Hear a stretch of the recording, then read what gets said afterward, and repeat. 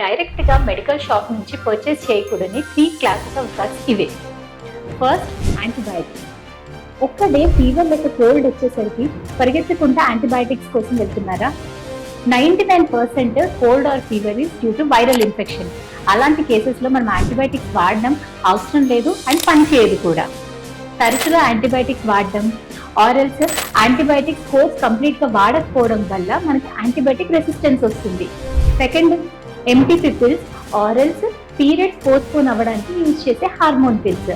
ఎవరో పెళ్లి ఎక్కడో ఫంక్షన్ ఉందని తరచుగా పీరియడ్స్ పోస్ట్పోన్ అవ్వడానికి పిల్స్ వాడుతున్నట్టయితే మీకు చాలా hormonal imbalance, periods irregularity, spotting లాంటివి చాలా ప్రాబ్లమ్స్ ఫేస్ అవుతుంటారు.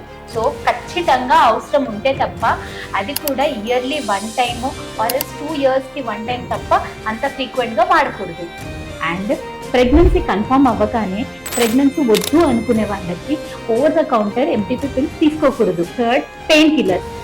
ఫ్రీక్వెంట్గా పెయిన్ కిల్లర్స్ తీసుకోవడం వల్ల పొట్టలో అల్సర్స్ వచ్చే ఛాన్స్ ఉంటుంది.